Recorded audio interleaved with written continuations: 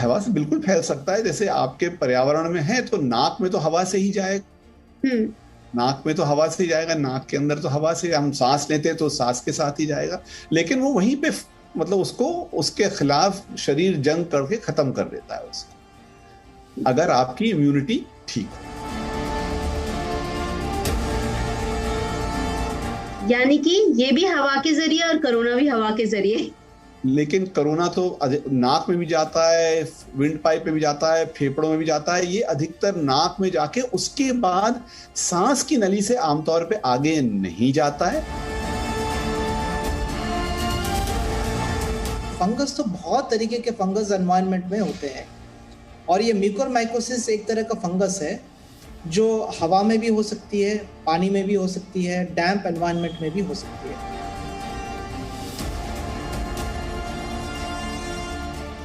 ये बीमारी कोविड ने नहीं शुरू करी, कोविड की वजह से और या उसके ट्रीटमेंट के साथ आने की वजह से डायबिटिक पेशेंट्स में लार्जली बाय एंड लार्ज ये बीमारी विदित हो रही है। इससे पहले भी डायबिटीज़ में ये बीमारी और ये कॉम्प्लिकेशन वेल नोन है।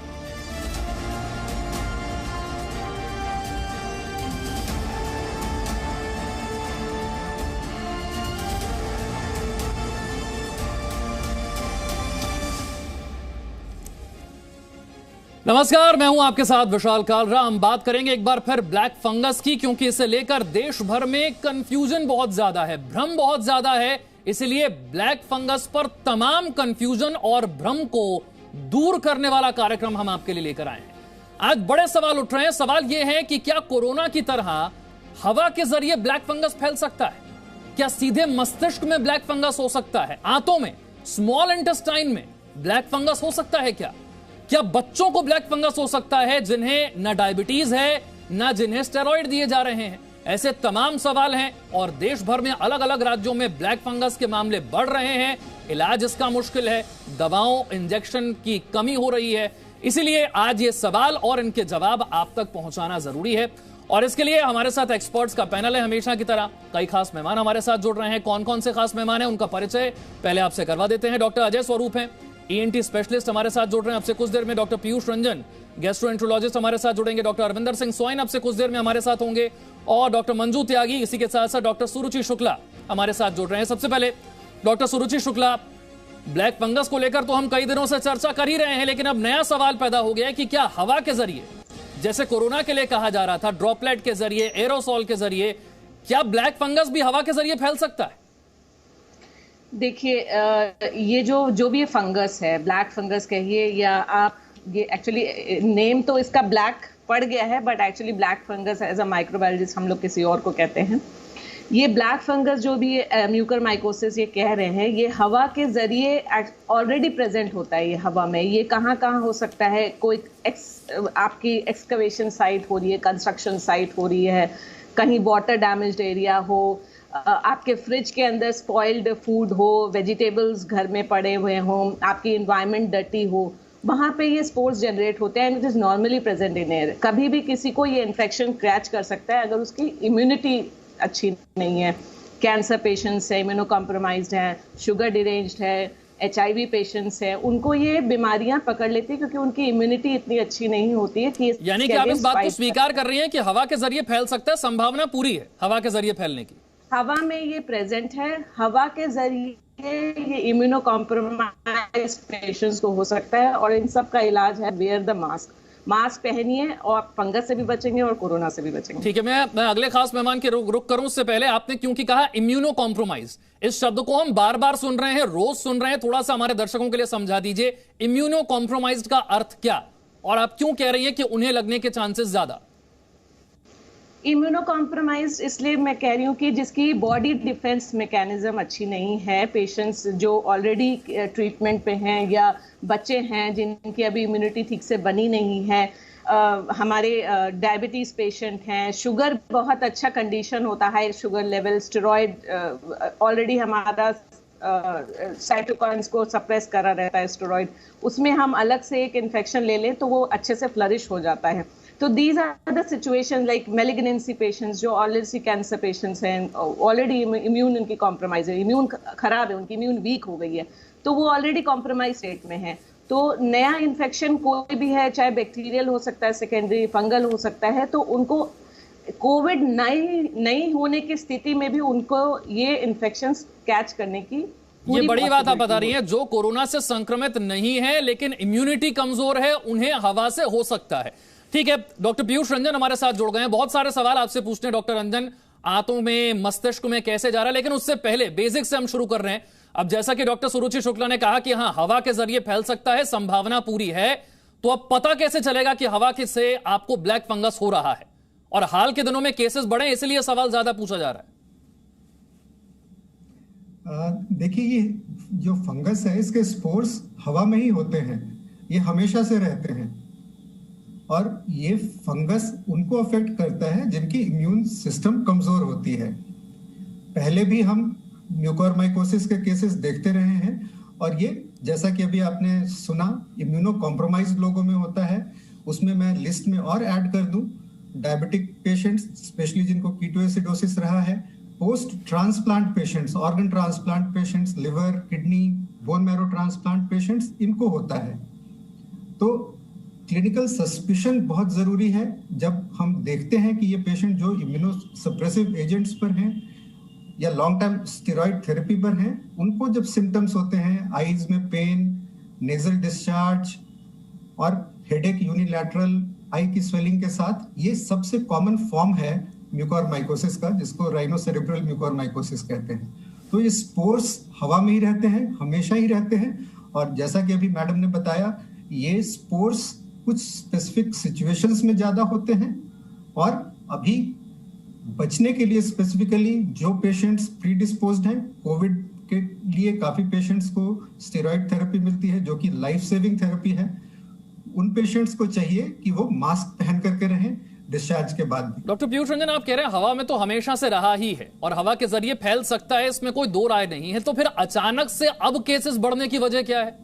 क्या कोरोना ने इम्यूनिटी बहुत ज्यादा कमजोर कर दी है? नहीं, देखिए, कोरोना ने इम्यूनिटी नहीं कमजोर की है। इम्यूनिटी कमजोर हो रही है हाई डोज स्टेरॉइड थेरेपी मिलने के कारण। जैसा कि हम सब जानते हैं, जब इन्फ्लेमेटरी रिस्पांस कोविड का होता है, जो साइटोकाइन स्टॉर्म होता है, उसको कंट्रोल करने के लिए सबसे कॉमन ड्रग स्टेरॉइड है, जो सबसे कारगर साबित हुई है और बहुत ज्यादा लाइफ सेविंग साबित हुई है। तो इसका एक लेजिटिमेट यूज भी हो रहा है। कुछ कंडीशंस में हमने देखा ओवर यूज स्टेरॉइड का, ओवर जीलस यूज, कुछ लोग काफी पहले शुरू कर रहे हैं। बट मोर और लेस मैं यही कहूंगा ऑन द बैलेंस कि स्टेरॉइड थेरेपी एक तरह की लाइफ सेविंग थेरेपी है जो इन पेशेंट्स में जरूरी है। बहुत से पेशेंट्स जो इनमें पहले जिनको डायबिटीज था, उनका शुगर कंट्रोल पुअर होता है स्टेरॉइड के कारण, और इसके अलावा कई लोगों को जिनके पहले शुगर नहीं था, बॉर्डर लाइन शुगर था, वो डायबिटिक हो जाते हैं स्टेरॉइड थेरेपी के बाद। तो ये पेशेंट्स ज्यादा प्रीडिस्पोज्ड होते हैं ऐसे इन्फेक्शंस को कैच करने के लिए। ठीक है डॉक्टर अजय स्वरूप, अब सवाल उठ रहा है कि हवा के जरिए फैल सकता है, इसमें तो कहीं दो राय नहीं है। अब फिर सवाल उठेगा कि एक क्लोज्ड एनवायरनमेंट जहां पर वेंटिलेशन की भी समस्या है या फिर जहां पर सेंट्रल एयर कंडीशन है, अस्पताल, आईसीयू, क्या यहां पर हवा से फंगस फैलने का खतरा सबसे ज्यादा है? बिल्कुल, जैसे कि कोविड के वक्त, जब कोविड शुरू हुआ था, तब भी ये कहा गया था कि वेंटिलेशन बहुत ज़रूरी है और क्लोज्ड एरियाज़ में सबसे ज़्यादा खतरा है। इसी तरह जो भी एयरबॉर्न इन्फेक्शन है, चाहे वो कोरोना है या अब म्यूकोरमाइकोसिस है, उसका ख़तरा डेफिनेटली क्लोज्ड एरियाज़ में, स्पेसेस में जहाँ वेंटिलेशन नहीं है, वह ज़्यादा है। लेकिन म्यूकोरमाइकोसिस के स्पोर्स हवा से अगर नोज़ में जाते भी हैं तो अनलेस पेशेंट का बहुत ज़्यादा सिक है या बहुत ज़्यादा इम्यूनो कॉम्प्रोमाइज्ड है या बहुत ज़्यादा डायबिटीज़ उसका फ्लक्चुएट कर रहा है, कीटोएसिडोसिस में है, तभी वो क्लिनिकली प्रेजेंट करेगा। अदरवाइज म्यूकर के स्पोर्स तो वैसे नॉर्मली भी शरीर में होते हैं, लेकिन वो कुछ हमें नहीं करते एज लॉन्ग एज हमारी इम्यूनिटी ठीक है। तो जैसे ही इम्यूनिटी डाउन होती है, जैसे ही डायबिटीज़ फ्लक्चुएट करता है, जैसे ही पेशेंट सिक होता है, तब ये अपना डिजीज़ प्रोसेस शुरू करते हैं और फिर रैपिडली प्रोग्रेस करते हैं। सो ये कहना कि हवा में से ये स्पोर आए हैं और इसलिए इंसिडेंट बहुत ज़्यादा हो रहा है, मैं इसको अभी साइंटिफिकली नहीं समझता। तो फिर आप क्या वजह मानते हैं कि अचानक से केसेस बहुत ज्यादा बढ़ गए सेकंड वेव में? जी, अचानक से केसेस बढ़ने का मतलब ये है कि एब्सोल्यूट टर्म में आपके केस बढ़ गए हैं। सेकेंडली, सेकेंड फेज में विरुलेंस ज़्यादा है, ज़्यादा सिक हो रहे हैं पेशेंट, ज़्यादा स्टीरॉयड दी जा रही है, ज़्यादा ऑक्सीजन दी जा रही है, ज़्यादा हॉस्पिटलाइजेशन हो रहा है, ज़्यादा इम्यूनिटी डाउन है, इसलिए केसेस ब्लैक फंगस के बढ़ गए। ठीक है डॉक्टर सुरुचि शुक्ला, एक बार फिर से मैं इसकी कंपैरिजन आपसे समझना चाहूंगा। जो लोग होम आइसोलेशन में हैं वहां से हवा के जरिए फंगस फैलने का खतरा कितना, और जो लोग अस्पताल में या आईसीयू में हैं वहां पर हवा से फंगस फैलने का खतरा कितना है, एक तुलना करके अगर आप हमें समझा सकें। देखिए आईसीयू एंड ऑल में हम लोग रेगुलर क्लीनिंग करते हैं, किसी हॉस्पिटल में है तो रेगुलर स्टरलाइजेशन होता है, रेगुलर क्लीनिंग होता है, वहाँ पे जल्दी खाने पीने का सामान अंदर ले जाने नहीं दिया जाता है। तो इस तरीके से फंगस स्पोर वहाँ पे फैलना एक पेशेंट से, पहली बात तो फंगस नॉन कंटेजियस है, एक मरीज को हो गया है तो वो दूसरे को नहीं होगा। ऐसा कोविड की तरह नहीं है कि एक पेशेंट को हो रहा है तो वो स्प्रेड करता चला जा रहा है। Fungus is not the thing जो कंटेजियस है कि एक दूसरे को आप फैला सकते हैं। इन्वायरमेंट से, जैसे अभी एक पैनलिस्ट ने भी बोला है कि इन्वायरमेंट में प्रेजेंट है, हमें नॉर्मल भी हमारे अंदर एक स्पोर्ट्स होते हैं, फंगल स्पोर्ट्स होते हैं, जो हम इम्यूनिटी अच्छी है तो वी कैन फाइट इट, लेकिन इम्यूनिटी जैसी डाउन होती है वी वोंट। होम आइसोलेशन में और होम आइसोलेशन में मैं थोड़ा सा इस पर और ज्यादा समझना चाहूंगा। आपने पहले जवाब में मेरे कहा था कि हाँ हवा के जरिए फैल सकता है, आप कह रही हैं संक्रामक नहीं है, इसे थोड़ा सा और समझाएंगी। अगर एक व्यक्ति जो अस्पताल में है, जैसे जो ब्लैक फंगस का मरीज है, उसके साइड में उसके अगल बगल जो पेशेंट्स हैं, क्या उन तक उस मरीज के जरिए वो जा सकता है? बिल्कुल भी नहीं। अगर वो जैसे कोविड है, हम सांस से फैला रहे हैं तो वो दूसरे को जा रहा है ड्रॉपलेट्स के ऐसे, लेकिन फंगस ऐसा नहीं है कि आप एक दूसरे को बात करने एक से दूसरे व्यक्ति में नहीं हो सकता। जो इसमें अप्लाई होता है, आप अपनी प्रोटेक्ट, जी नहीं, बिल्कुल नहीं। आप मास्क लगाइए, अपने आप को प्रोटेक्ट करिए, इट इज नॉट कंटेजियस। जी, अब वो पहले वाला जवाब जो मैंने आपसे कहा कि होम आइसोलेशन और अस्पताल के बीच का फर्क, हवा के जरिए कितना होम आइसोलेशन वाले जो पेशेंट्स हैं वो जनरली माइल्ड केसेस हैं। माइल्ड केसेस में अभी इतना फंगस हम पोस्ट कोविड कॉम्प्लिकेशंस में नहीं देख रहे हैं। ये वही मरीज हैं जो ज्यादा दिन तक अस्पताल में हैं, आईसीयू स्टे में हैं, उन्हीं में ये पोस्ट कोविड कॉम्प्लिकेशन में फंगल केसेस देखे जा रहे हैं, बिकॉज उनकी ऑलरेडी इतनी दवाइयां चल रही हैं, उनकी इम्यूनिटी कॉम्प्रोमाइज हो रही है, इसलिए उनके अंदर ज्यादा चांसेस हैं ये सेकेंडरी इन्फेक्शंस होने के लिए। Home isolation patients are generally mild cases. और मैं आपके चैनल के माध्यम से ये भी बोलना चाहती हूँ, जो लोग out of panic over the counter steroids from the day one start कर रहे हैं, उन्हें भी आगाह करना चाहती हूँ कि इट इज नॉट रिक्वायर्ड। अगर आपका बिल्कुल माइल्ड सिम्टम है, आपका ऑक्सीजन सैचुरेशन अच्छा है 7 दिन तक, आपको ये स्टेरॉइड लेने की बिल्कुल भी जरूरत नहीं है। तो over the counter use of steroid should be avoided. Doctor Piyush Ranjan, इसी सवाल को एक बार मैं फिर से आपसे समझना चाहूंगा। जैसा कि डॉक्टर सुरुचि शुक्ला ने कहा, एक व्यक्ति से दूसरे व्यक्ति को नहीं हो सकता, लेकिन हवा के जरिए फैल रहा है, इसे जरा और समझाइए। देखिए, ये स्पोर्स हैं जो एटमॉस्फेयर में होते हैं। डॉक्टर सुरुचि ने पहले भी बताया कि कुछ स्पेसिफिक सर्कमस्टांसेस में, जैसे हाई मॉइस्चर सिचुएशंस में, राइट, कुछ स्पेसिफिक एक्टिविटीज में, जैसे गार्डनिंग है, ये उन स्पेसिफिक रेफ्रिजरेटर्स में उन्होंने एग्जांपल बताया, ये उन सिचुएशंस में होता है। मान लीजिए ये किसी एक पेशेंट में आ जाता है तो उस पेशेंट से दूसरे में नहीं जा सकता है, हवा के द्वारा पर्सन टू पर्सन ट्रांसमिशन नहीं हो सकता है। ये स्पोर्स एयरबोर्न होते हैं, हवा के जरिए किसी भी व्यक्ति के अंदर जाते हैं, और नॉर्मल आदमी का इम्यून सिस्टम इतना केपेबल होता है कि वो इन स्पोर्स को कंटेन कर सके, किल कर सके, मार सके।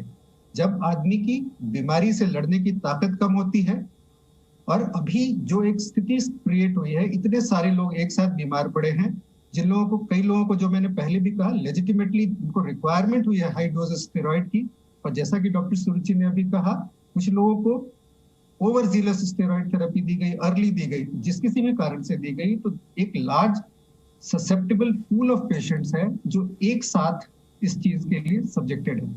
डॉक्टर पीयूष रंजन, अगर मैं ठीक समझ पा रहा हूं, एक व्यक्ति जिसे ब्लैक फंगस है उसके जरिए किसी और व्यक्ति को ब्लैक फंगस हो इसकी संभावना नहीं है, हवा के जरिए फैलने की संभावना है। ठीक हूं मैं, ठीक कह रहा हूं? बिल्कुल ठीक कह रहे हैं आप। अगर हॉस्पिटल में एक बेड पर एक पेशेंट लेटा है, उसके बेड बगल में दूसरा पेशेंट लेटा है, तो म्यूकोरमाइकोसिस से दूसरे पेशेंट को कोई खतरा नहीं है।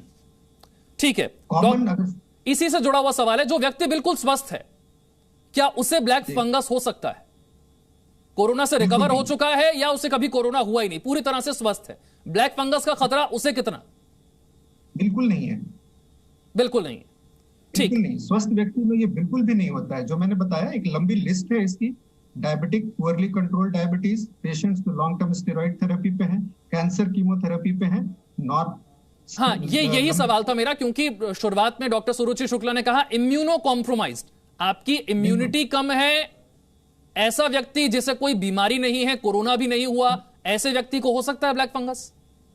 ये लिस्ट है इम्यूनो कॉम्प्रोमाइज्ड पेशेंट्स की। डायबिटीज जिनका कंट्रोल काफी पुअर है, पेशेंट्स जो कैंसर के लिए कीमोथेरेपी पर हैं, पेशेंट्स जो स्टेरॉइड थेरेपी या कई सारी बीमारियों में, जैसे रूमेटॉइड आर्थराइटिस बीमारी है और कई तरह की रिमेटोलॉजिकल इम्यूनोलॉजिकल डिजीजेस हैं जिसमें लंबे टाइम तक काफी लोग लाइफ लॉन्ग इम्यूनोसप्रेसिव मेडिकेशंस पर रहते हैं।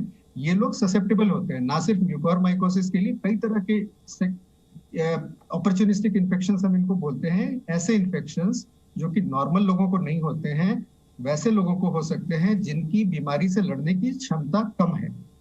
ठीक, बहुत अच्छे तरीके से आपने समझाया। डॉक्टर अजय स्वरूप, अब हम कई केसेस देख रहे हैं इंटेस्टाइन के, ब्रेन के, तो अब सवाल मेरा मस्तिष्क से जुड़ा हुआ है, क्या सीधे मस्तिष्क में ब्लैक फंगस हो सकता है? कितनी संभावना इसकी?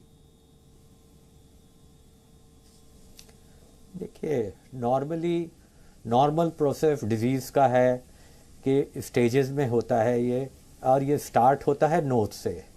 फर्स्ट स्टेज या बिल्कुल अर्ली स्टेज में नेजल होता है, एंड फ्रॉम द नोज ये जाता है आई में जा सकता है, और उसके बाद फिर ब्रेन के चैनल्स जो कि खुलते हैं, तब जाके at a very later stage it reaches the brain में जा सकता है, और उसको हम बहुत ही बिल्कुल सिवियर केस मानेंगे, और उसको अर्ली स्टेज बिल्कुल नहीं मान सकते। डायरेक्ट ब्रेन में जाना इज वेरी वेरी अननेचुरल। ठीक है, डॉक्टर अरविंदर सिंह सोइन हमारे साथ जुड़ गए हैं। सर, स्वागत है आपका। और आपने कुछ देर पहले एक ट्वीट भी किया कि ब्लैक फंगस कंटेजियस है या नहीं, यही चर्चा हम इतनी देर से कर रहे थे। मैं आपसे समझना चाहूंगा, आपका अनुभव इसे लेकर क्या है? एक व्यक्ति से दूसरे व्यक्ति में फैल सकता है या नहीं, और हवा के जरिए फैल सकता है या नहीं? जी, ब्लैक फंगस जो है, म्यूकोरमाइकोसिस, वो एक व्यक्ति से दूसरे व्यक्ति को नहीं फैलता है। एक तो ये स्पष्ट करना है। दूसरा है कि हवा से तो फैल सकता है, क्योंकि हवा में स्पोर्स होते हैं। हवा में होते हैं, कहीं पे भी होते हैं, किसी भी सरफेस पे होते हैं, सॉइल में होते हैं, ग्राउंड में होते हैं, जो अनवॉश्ड वेजिटेबल्स पे हो सकते हैं। आप देखते हैं कि जब ब्रेड को बाहर रखा जाए और उसके ऊपर कुछ फंगस आ जाती है 2-3-4 दिन में, तो ये भी उसी तरह की एक फंगस है जो कि डेड टिश्यू को ज्यादा आती है। तो हवा में जो स्पोर्स होते हैं वो डेड टिश्यू पे सेटल डाउन करते हैं, और फिर उसके बाद वो फंगस बनती है। वो फंगस फिर इन्वेड करती है बॉडी के टिश्यूज में, ब्लड वेसल्स में, और उससे फिर इन्वेजिव फंगल इन्फेक्शन होता है। तो एक से दूसरे को संक्रमित नहीं होता है, लेकिन हवा से हो सकता है। ये सब जगह है ये फंगस। तो जिसकी इम्यूनिटी कम है, जिस तरह डॉक्टर साहब बता रहे थे आपको मेरे आने से पहले, जिसकी भी इम्यूनिटी कम है उसको ये फंगस अटैक करता है, और ये हवा से आता है। कुछ सवाल मैं बार बार इसीलिए पूछ रहा हूं क्योंकि ये सवाल बहुत बार आ रहे हैं, इसे लेकर बहुत कंफ्यूजन और भ्रम पैदा हो रहा है। एक सवाल बार बार पूछा जा रहा है कि जो मरीज अस्पताल में है या आईसीयू में है, वहां कोई एक मरीज है जो ब्लैक फंगस का मरीज है, क्या उससे दूसरे मरीजों को लगने के चांसेस हैं? और अगर ऐसा नहीं है तो फिर केसेस बढ़ क्यों रहे हैं इतनी तेजी से? जी नहीं, अस्पताल में जब साथ वाले मरीज को ब्लैक फंगस है तो सोचें कि दूसरे कमरे में या दूसरे बेड पे भी मरीज को ब्लैक फंगस हो जाएगा, ये नहीं होता है। ब्लैक फंगस के केस इसलिए बढ़ रहे हैं कोरोना के संक्रमण में, क्योंकि सिवियर कोरोना इन्फेक्शन में स्टेरॉइड दिया जा रहा है, और सिवियर कोरोना जो इन्फेक्शन होती है वो डायबिटिक्स को ज्यादा होती है।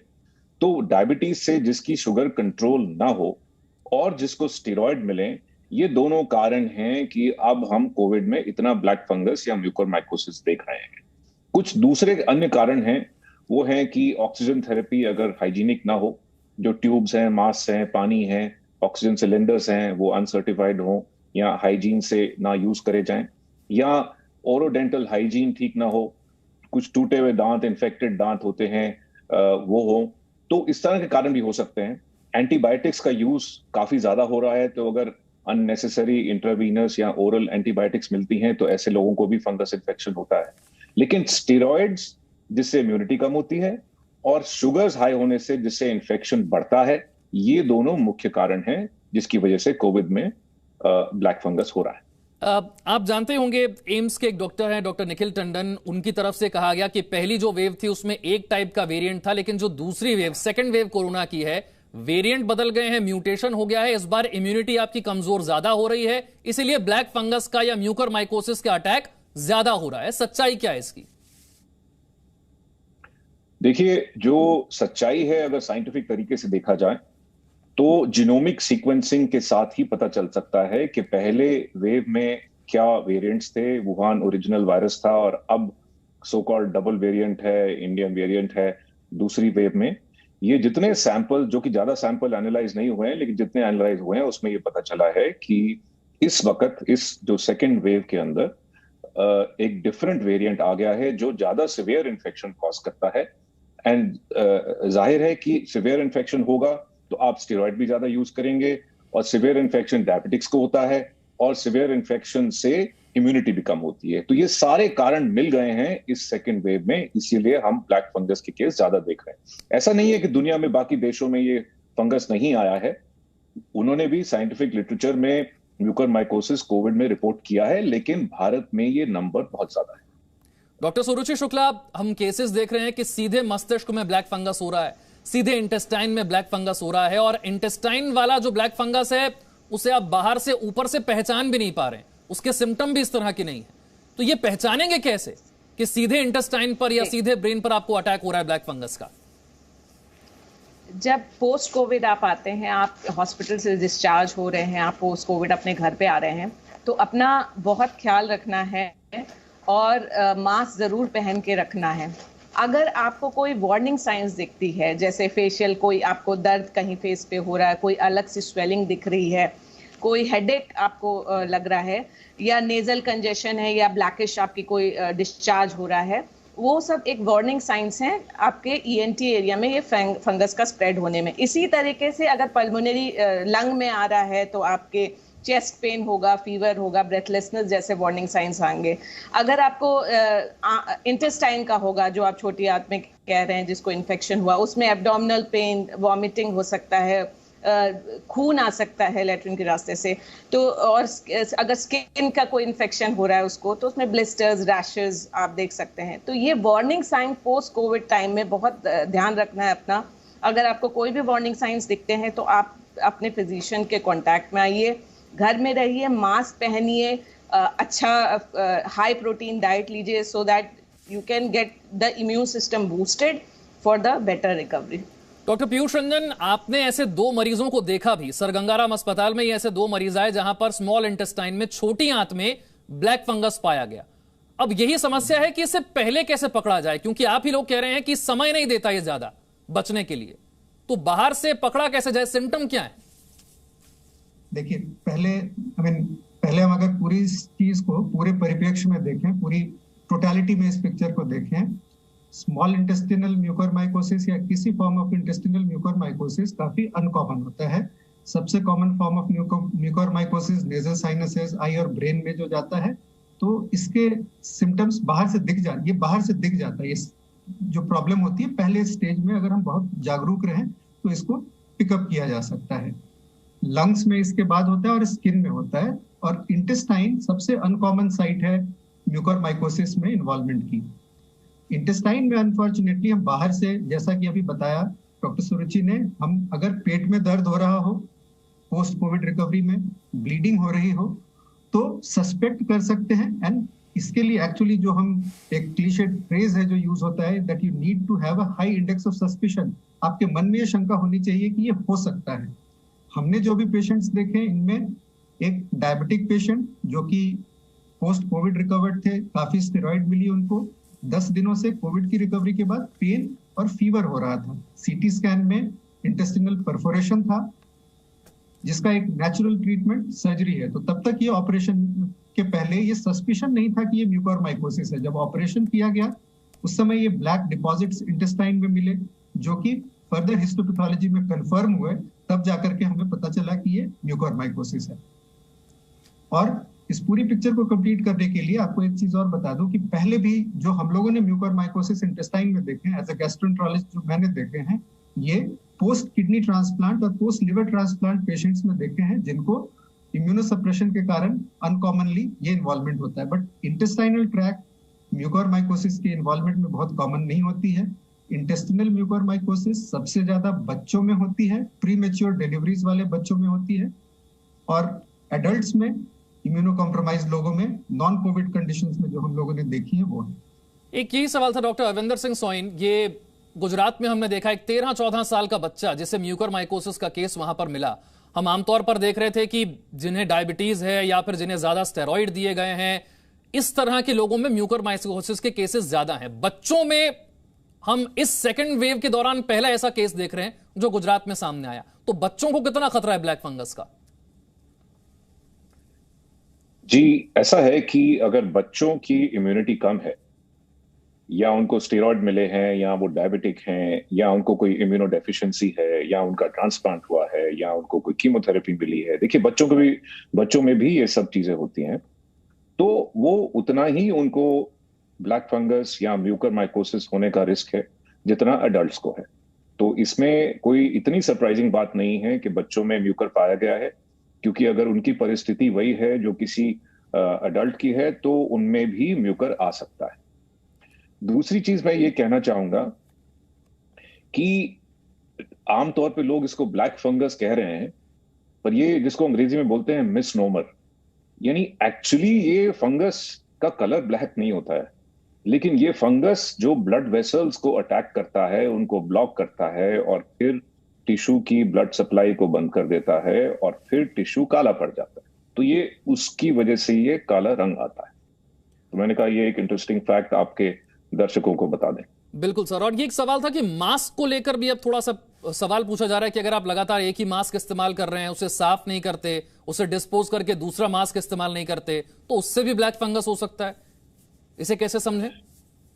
जी देखिए, ऐसा है कि हो तो सकता है, क्योंकि जहां भी गंदगी होगी, जहां भी डेड टिश्यू होगा, जैसे मैंने आपको बोला कि ये फंगस डेड टिश्यू में ग्रो करता है, तो जहां भी गंदगी होगी वहां म्यूकर के जो स्पोर्स हैं वो वहां पे सेटल हो जाएंगे और फिर वो स्पोरुलेशन होती है, फंगस में बदलाव होता है उसका। तो वो जहां भी गंदगी है या डेड टिश्यू है वहां आ सकता है। तो इसमें सफाई रखना बहुत इंपॉर्टेंट है। मास्क की, ट्यूब्स की, थेरेपी की, अपने सराउंडिंग्स की सफाई रखना बहुत इंपॉर्टेंट है। डॉक्टर सुरुचि शुक्ला, अब इस पर थोड़ा सा और बताइएगा, क्योंकि अब मास्क तो ऐसा है, अब सबके लिए हम पहनना जरूरी हो गया है। हम पिछले 1-1.5 साल से मास्क लगा रहे हैं, अभी पता नहीं कि अभी कब तक हमें मास्क लगाना है। तो मास्क को लेकर भी कुछ डूज एंड डोंट्स हैं क्या, ब्लैक फंगस से बचना है तो? जी, अगर आपको फंगस से बचना है, आपको कोई और इन्फेक्शन से बचना है, इस समय कोविड टाइम चल रहा है, कोरोना से बचना है, तो मास्क जरूर लगाना है। स्पेशली जो कोविड रिकवरी फेज में है उनको तो अभी 1-1.5 महीना अच्छे से अपनी टेक केयर करनी है, मास्क भी लगाना है। इसमें मास्क का, अगर जो लोग कपड़ों का मास्क इस्तेमाल कर रहे हैं और बिना धुले उनको पहनते चले जा रहे हैं, तो उनसे यह है कि उसका हाइजीन का बहुत ख्याल रखिए। इवन आपकी एनवायरमेंटल हाइजीन बहुत डिपेंड करती है कि फंगस घर में कहीं ग्रो ना कर रहा हो। वेजिटेबल्स जो खराब हो रहे हो घर में उनको हटा दीजिए, अपना फ्रिज क्लीन करके रखिए, और कई जो रूम हैं जो बंद पड़े हैं उनकी क्लीनलीनेस मेंटेन करके रखिए। कंस्ट्रक्शन साइट पे मत जाइए, एक्सकवेशन हो रही है, मिट्टी धूल से थोड़ा दूर रहिए। जो लोग ये N95 मास्क पहन रहे हैं या ट्रिपल लेयर मास्क पहन रहे हैं, वो पहले भी आया है गाइडलाइंस की आप इसको 3 to 5 डेज में चेंज कर दीजिए, वही गाइडलाइंस अभी भी है। तो मास्क का रीयूज इतना कॉमन मत करिए अगर आप N95 या 3 प्लाईज यूज कर रहे हैं, और अगर आप कपड़े का मास्क पहन रहे हैं तो उसको जरूर धो के रखें। देखिए, साफ मास्क